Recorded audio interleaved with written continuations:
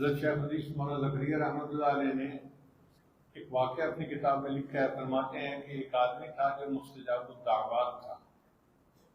مستجاب الدعوات کا کیا مطلب ہے؟ وہ جو دعا مانگتا تھا قبول ہوتی تھی. تو ایک آدمی کو خیال ہوا کہ میں دیکھوں کہ اس کا کون سا عمل ہے جس کی وجہ سے مستجاب الدعوات بن گیا. اس نے اس کو کہا بھائی میں آپ کے ساتھ 2-3 دن گزارنا چاہتا ہوں. وہ اسے اپنے گھر لے گیا. اس نے دیکھا کہ عمل اس کا کوئی بہت خاص تو نہیں کہ ساری رات تہجد پڑھے، عبادت کرے، قرآن پڑھے. ہاں ایک بات تھی، اس کے گھر میں 2 سور بندے ہوئے تھے اور وہ پہلے ان کو کھلاتا تھا، بعد میں خود کھاتا تھا.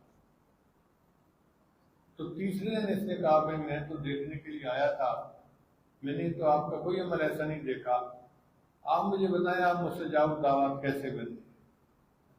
اس نے کہا کہ سنو، جو سور بندے ہوئے ہیں نا یہ میرے والدین ہیں.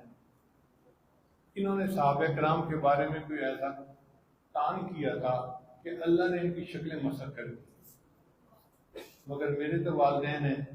میں آتا ہوں تو پہلے ان کو کھلاتا ہوں، بعد میں خود کھاتا ہوں، اور اس عمل کی وجہ سے اللہ نے مجھے مستجاب الدعوات بنا دیا. اب آپ بتائیے کہ ایسے ماں باپ جن پر اللہ کا عذاب آیا ہے، ان کی خدمت کرنے پر اگر اولاد کے اللہ مستجاب الدعوات بنا دیتے ہیں تو جو ماں باپ نیک ہوں گے ان کی خدمت کرنے پر اولاد کو کیا فرمائیں گے.